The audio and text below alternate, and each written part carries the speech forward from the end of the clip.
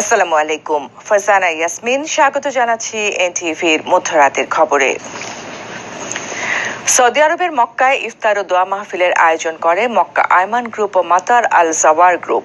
Saudi আরব থেকে মক্কা প্রতিনিধি কামাল পারভেজ অভি জানান, মক্কার মিসফালায় মাতার জাওয়ার হোটেলের হল রুমে মোহাম্মদ আলী চৌধুরী উপস্থাপনায় ব্যবসায়ী আয়মান গ্রুপের চেয়ারম্যান আব্দুল হাকিমের সভাপতিত্বে ইফতার মাহফিলের প্রধান অতিথি হিসেবে উপস্থিত ছিলেন ভালুকা উপজেলার এমপি মোহাম্মদ আব্দুল ওয়াহেদ। বিশেষ অতিথি ছিলেন চট্টগ্রাম সিটি কর্পোরেশনের কাউন্সিলর হাসান মুরাদ বিপ্লব, বাংলা চলচ্চিত্র অভিনেতা ইলিয়াস কোবরা। এ সময় বক্তব্য রাখেন দক্ষিণ চট্টগ্রাম জেলা আওয়ামী লীগের উপদেষ্টা মণ্ডলীর সদস্য মোজাম্মেল হক, আওয়ামী ফাউন্ডেশনের আমির হোসেন, মক্কা স্বেচ্ছাসেবক লীগের সহ সভাপতি মোহাম্মদ আলাউদ্দিন খান সহ আরো অনেকে।